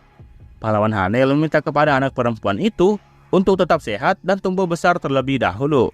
Pahlawan Hanel sedikit tertawa saat menjawab pertanyaan dari si anak. Nah, setelah ia selesai dengan si kecil, pahlawan Hanel pun seketika dikerumuni oleh banyak orang dan mereka semua meminta hal yang sama. Sebagian dari mereka meminta untuk selfie bareng, sementara yang lain meminta kepada pahlawan Hanel untuk segera menikahinya juga. Mereka tidak sudi apabila hanya si kecil yang dapat izin buat menikah dengannya. Dan salah satu dari mereka bahkan memberikan alasan kalau dia telah memperhatikan pahlawan Hanel sedari kecil. Nah, karena Hanel tiba-tiba dilontarkan pertanyaan yang sama, pahlawan Hanel pun meminta mereka semua untuk menunggu sebentar. Yang penting untuk saat ini adalah mengobati para korban yang mengalami luka-luka akibat serangan monster sebelumnya. Jadi pahlawan Hanel harus menolak saat ditawari buat selfie bersama. Nah, sesaat kemudian, pahlawan Hanel pun dipanggil oleh sang asisten. Hanel sepertinya mendapatkan sebuah panggilan yang masuk, dan panggilan masuk ini sepertinya sangatlah mendesak.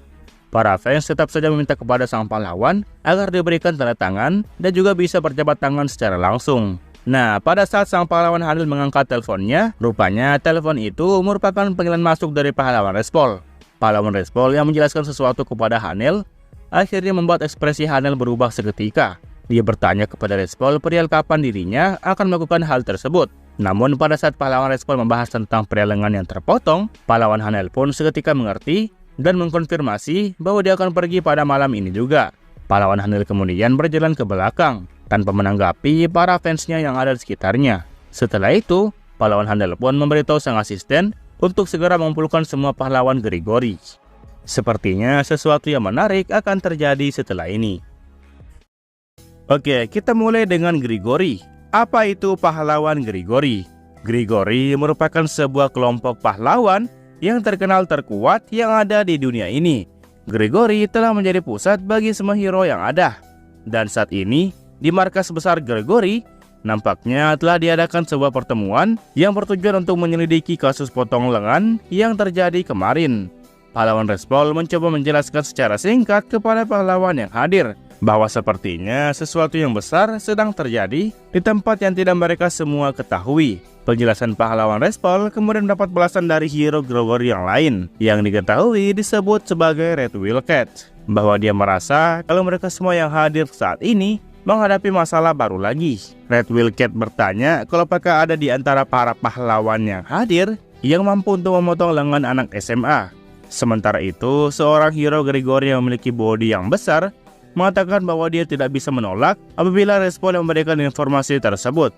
Sepertinya masalah yang satu ini bukanlah sebuah masalah yang bisa mereka anggap remeh begitu saja. Hero ini disebut sebagai Sir atau Tuan Jin. Respol kembali melanjutkan bahwa dari hasil otopsi jenazah korban sebelumnya, diketahui bahwa luka yang telah dia terima itu bukanlah luka yang disebabkan oleh serangan dan kekuatan dan kecepatan yang normal. Pahlawan Respol mengakui kalau dirinya sendiri bahkan tidak mampu untuk memotong sampai seperti itu. Mendengar kalau Respol pun tidak mampu untuk melakukannya, membuat semua pahlawan yang ada di ruangan itu nampak terkejut. Dan sesaat kemudian, ruangan pun seketika menjadi hening. Salah satu pahlawan Grigori yang disebut sebagai Blue Ration kemudian mulai memberikan komentar bahwa jika Respol sendiri tidak bisa melakukannya, maka pahlawan yang lain pun dapat dipastikan tidak bisa melakukan hal yang sama. Pahlawan Respol kembali memberikan balasan kalau dia memang mengetahui bahwa setidaknya ada beberapa pahlawan yang bisa melakukan tindakan tersebut, dan itu adalah Hanel dan juga Blue Ration. Respol kembali menegaskan kalau mereka berdualah yang bisa melakukan tindakan sampai seperti itu. Mendengar kalau hanya dua orang saja yang bisa, membuat pahlawan Red Wildcat menjadi tertantang.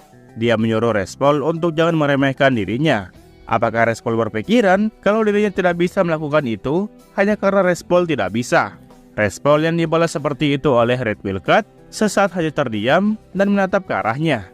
Setelah itu, Respol pun membalas kalau dia saat ini sedang bingung untuk menjawab pertanyaan yang sudah jelas jawabannya. Respol kembali menghela nafasnya dan mengonfirmasi bahwa si Red Wildcat tidak bisa. Dikonfirmasi seperti itu oleh Respol semakin membuat Red Wildcat menjadi kesal. Dia saat ini mulai menyebut Respol sebagai bajingan, dan sepertinya dia sudah tumbuh dengan cepat. Apakah ini efek yang ditimbulkan setelah mereka berdua telah lama tidak bertemu? Red Wildcat mulai berdiri dari kursinya dan perlahan berjalan ke arah Respol. Nah, sementara Red Wildcat sedang berjalan, Respol terus saja kompor dan bertanya kepadanya perihal apa yang Red Wildcat katakan. Respol mengakui kalau dia tidak bisa mendengar perkataan apapun darinya. Respol kembali bertanya kepadanya kalau apakah Red Wildcat ingin menunjukkan kepada dirinya perihal seberapa besar perkembangannya sampai sekarang ini. Respol menegaskan kalau bukankah dia dari dulu selalu lebih tinggi dari bocah brengsek yang ada di hadapannya itu. Respol kembali melontarkan pertanyaan, kalau jangan bilang Red Wildcat sekarang jadi canggung setelah sekian lama tidak bertemu.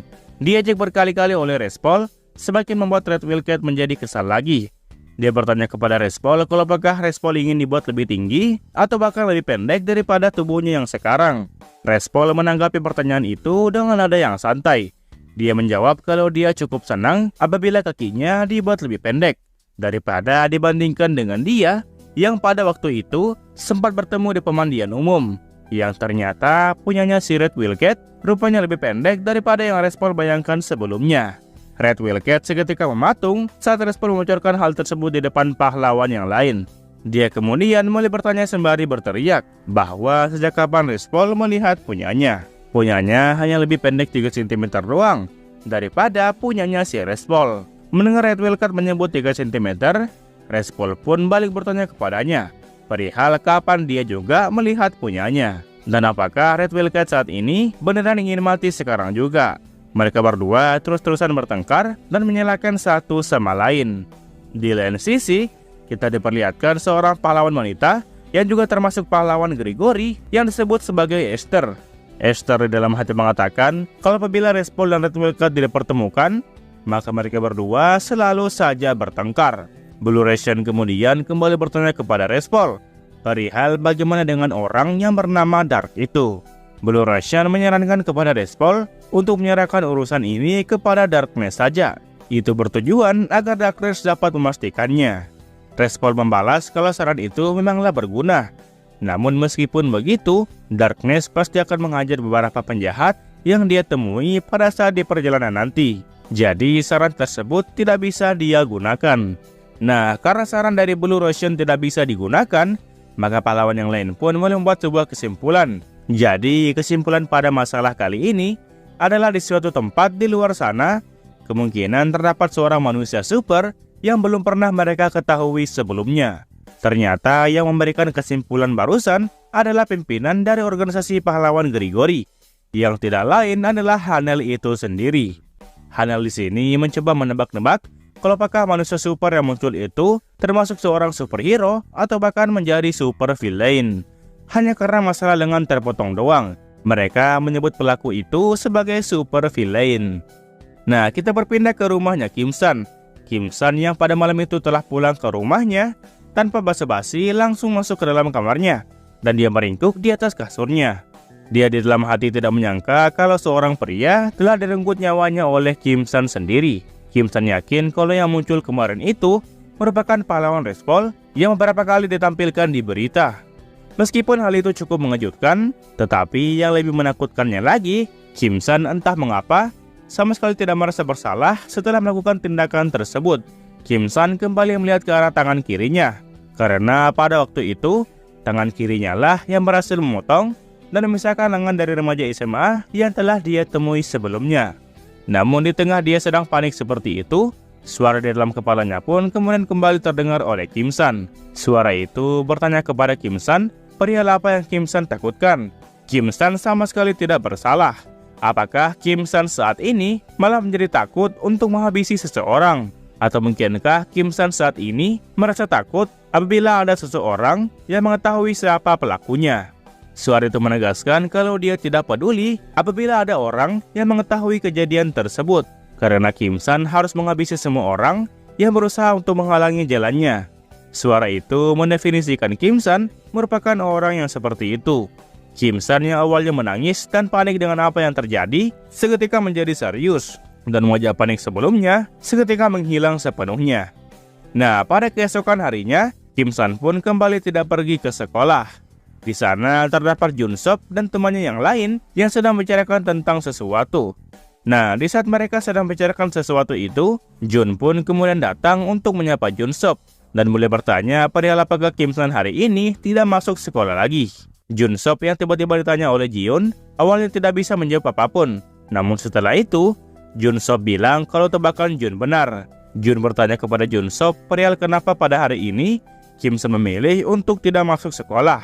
Apakah Jun Sop mengetahui alasan di balik absennya Kim Sun itu? Jun Sop yang notabene tidak mengetahui apapun, kemudian dia pun mulai ngeles kalau Kim Sun mungkin saja sedang sakit. Jiun yang mendengar kalau Kim Sun sedang sakit, kembali bertanya kepada Jun Sop mengenai haruskah mereka berdua nanti datang untuk menjenguk Kim Sun di rumahnya. Lagian Kim Sun sendiri diketahui sedang tinggal sendirian di rumahnya. Jun Sop balik membalas kalau dia tadi sempat mengirim chat sama dia. Dan Kim Sun bilang bahwa tidak ada hal yang perlu Jun Sop khawatirkan. Jun Sop kembali menegaskan kepada Jiun untuk jangan khawatir, karena Kim Sun hari ini hanya sedang mengalami sakit yang normal. Itu pun sebenarnya masih merupakan kemungkinan. Setelah menegaskan hal itu, Jun Sop pun balik bertanya kepada Jiun perihal mengapa Jiun begitu peduli dengan keadaan Kim Sun. Jiun seketika langsung membalas pertanyaan dari Jun Sop bahwa Jun Sop sebaiknya jangan asal bicara. Jiun di dalam hati juga merasa ragu-ragu kalau Kim Sun beneran sakit sehingga tidak masuk sekolah. Singkatnya, sudah 1 bulan berlalu sejak insiden tersebut terjadi. Kita kemudian kembali diperlihatkan kondisi Kim Sun yang rupanya pada malam itu dia pergi keluar malam lagi. Kim Sun mengakui kalau dia akhir-akhir ini dia lebih sering untuk membolos sekolah dan Kim Sun sibuk dengan urusannya yang sekarang. Yang ternyata dia melakukan kegiatan untuk mengumpulkan uang. Kim Sun yang sekarang entah mengapa sudah tidak merasa bersalah lagi. Semua yang dilakukan saat ini kini berjalan dengan sangat baik. Kim Sun kini juga sudah terbiasa saat berurusan dengan orang-orang, seperti para bajingan jalanan itu. Kim Sun bahkan nampak sangat senang saat dia mendapati 2 mangsa yang sedang duduk jongkok di hadapannya. Mungkin saja penyebab rasa takutnya bisa berkurang saat ini, mungkin karena Kim Sun sering melihat mereka di jalanan. Bajingan jalanan itu kemudian mulai berdiri di depan Kim Sun dan mulai menyerangnya. Namun Kim Sun yang sekarang malah dengan mudah menghindari serangan tersebut. Dan Kim Sun hanya dengan sekali pukulan langsung membuat preman itu tepar seketika. Situasi ini sama sekali tidak membuat Kim Sun takut lagi. Dan selain itu, pendapatan Kim Sun selama sebulan ini telah meningkat drastis. Kim Sun sangat senang saat dia mendapatkan uang yang sangat banyak dari para preman jalanan yang suka nongkrong di geng-geng yang sempit. Kim Sun berpikir kalau apabila dia terus melakukan hal ini, maka lambat laun dirinya akan segera menjadi kaya raya. Kim Sun sebenarnya cukup menyesal sebulan yang lalu. Andai saja dia melakukan tindakan ini lebih awal, maka Kim Sun tidak akan pernah merasa kekurangan uang lagi. Kim Sun berharap semoga kehidupannya bisa seperti ini buat selamanya. Tugas Kim Sun hanyalah harus menjalani apapun yang Kim Sun harus lakukan buat sekarang. Nah, di saat Kim Sun sedang berjalan itu, di belakangnya ternyata ada Jiun yang melihat Kim Sun lewat di depannya. Jiun tanpa ragu sedikit pun langsung mengetahui kalau yang lewat barusan itu adalah Kim Sun. Jiun kemudian berteriak kepada Kim Sun dan hendak mengecek kalau apakah itu Kim Sun atau bukan. Kim Sun yang awalnya heran kenapa namanya dipanggil, seketika langsung tersadar saat mendengar suara perempuan itu. Itu adalah suaranya Lee Jiun. Jiun di sini mencoba bertanya kepada Kim Sun perihal apa yang dilakukan Kim Sun di malam dan di tempat seperti ini. Kim Sun di dalam hati seketika bertanya-tanya mengenai mengapa Jiun tahu kalau dirinya adalah Kim Sun. Padahal Kim Sun sendiri sudah menggunakan masker yang tertutup. Jiun kemudian bertanya kepada Kim Sun perihal benda apa yang terpasang di wajahnya itu. Kim Sun dengan cepat mencabut masker hitamnya dan menyembunyikan masker tersebut di belakang tubuhnya. Kim Sun dengan nada yang gugup balik bertanya kepada Jiun perihal apa yang sedang Jiun lakukan di tempat ini. Jiun di sini tidak langsung menjawab pertanyaan dari Kim Sun, melainkan Jiun mengatakan kepada Kim Sun kalau dia merasa cukup khawatir tentang keadaannya akhir-akhir ini, karena Kim Sun akhir-akhir ini sudah jarang masuk sekolah lagi. Tetapi kalau dilihat secara langsung empat mata begini, Jiun paham kalau Kim Sun sendiri sepertinya terlihat baik-baik saja. Kim Sun hanya tertawa terpaksa dan membenarkan ucapan dari Jiun. Jiun pun kembali bertanya kepada Kim Sun perihal benda apa yang Kim Sun sembunyikan di belakang badannya itu. Kim Sun di sini mulai menjawabnya dengan gugup kalau di belakangnya tidak ada apapun. Nah, karena Kim Sun tidak mau memberitahukannya, Jiun pun balik memberikan pertanyaan sebelumnya perihal mengapa Kim Sun sendiri tidak masuk ke sekolah padahal Kim Sun sebenarnya baik-baik saja. Jiun juga minta izin kepada Kim Sun untuk ikut mengantar Kim Sun sampai Kim Sun beneran pulang sampai ke rumahnya. Kim San awalnya tidak terlalu menanggapi permintaan dari Jiun. Namun saat Kim San sadar kalau Jiun menawarkan untuk mengantarnya pulang ke rumah, Kim San pun seketika langsung terkejut. Kim San bahkan sampai bertanya kepada Jiun kalau apakah Jiun dimintai oleh guru untuk berkunjung ke rumahnya. Jiun dengan cepat membalas kalau tidak seperti itu. Di sini Jiun nampak gugup saat hendak memberikan alasannya. Dan karena Jiun tidak ingin memberitahukan perasaan dia kepada Kim San, Jiun pun memukul pipi Kim San dan mengajak Kim San untuk bercanda. Kim San yang saat ini terkena pukulan dari Jiun seketika langsung terkejut saat dia mendapati kalau serangannya barusan nampak sangat cepat. Jiun bahkan memberikan serangan 2 kali kepada Kim San dan dengan kecepatan yang tiada tanding. Jiun di sini memberikan alasan palsu. Jikalau Kim San bolos sekolah secara terus-menerus, maka Kim San pasti bakalan mati. Dan Kim San dipaksa untuk mengerti dengan alasan Jiun ini. Kim San diberikan pukulan cepat sebanyak 5 kali tanpa bisa dihindari oleh Kim San satupun. Kim San mau tidak mau harus mengerti agar Jiun berhenti memukulnya. Nah, karena Jiun sudah paham kalau Kim San baik-baik saja, maka Jiun pun berpamitan kepada Kim San buat pulang. Jiun juga memberikan saran kepada Kim San agar esok hari dia kembali pergi ke sekolah. Kim San yang saat ini kondisinya sudah bonyok kembali bertanya kepada Jiun kalau apakah Jiun ingin diantar pulang. Meskipun tinjuannya barusan sangatlah kuat, tetapi Kim San tetap tidak tega untuk membiarkan Jiun pulang sendirian. Di sini, Mimin sempat kepikiran, apakah mungkin Jiun juga mempunyai kekuatan super yang melebihi Kim San sendiri. Jiun membalas kalau itu tidak perlu, soalnya Jiun saat ini sudah bukanlah seorang anak kecil lagi. Setelah mengucapkan itu sembari tersenyum, Jiun pun kembali berpamitan kepada Kim San. Kim San yang berniat untuk mengantar Jiun pulang, akhirnya tidak tersampaikan dan kalimatnya tidak selesai. Kim San di dalam hati mengatakan kalau dirinya itu sangatlah bodoh. Dirinya hanya harus mengatakan dengan cepat kepada Jiun untuk bisa mengantarnya pulang.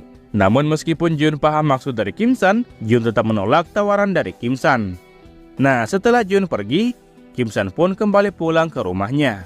Di kamarnya, Kim San pun akhirnya kepikiran tentang sekolahnya. Kim San mengakui kalau dia benar-benar lupa soal itu. Entah kenapa Kim San akhir-akhir ini merasa kalau sekolah itu tidaklah sebegitu penting.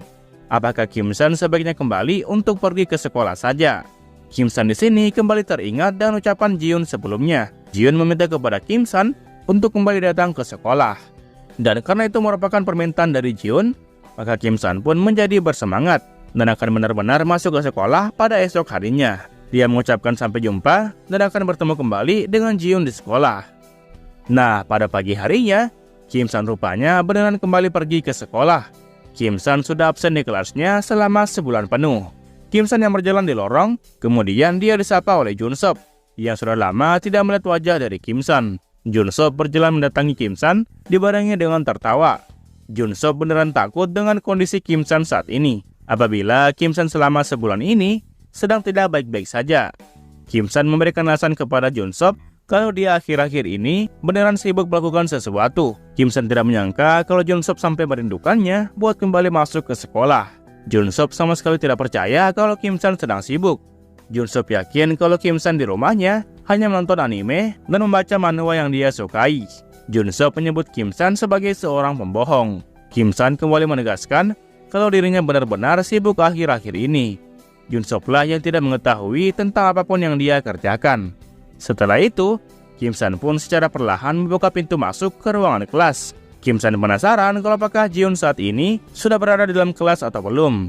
Dan benar saja, Jiun kini sudah berada di dalam kelas dan dia sedang berbicara dengan 2 teman ceweknya. Jiun nampak sangat senang saat dia melihat Kim San kembali masuk ke sekolah. Dan Jiun mengucapkan selamat pagi kepadanya. Kim San dengan wajah yang merah juga membalas ucapan selamat pagi kepada Jiun. Kim San rasanya seperti melihat seorang malaikat sesaat setelah dia membuka pintu kelasnya ini. Namun di saat mereka berdua baru masuk, para pemalak pun kembali masuk ke kelasnya Kim San sembari berteriak dengan suara yang keras.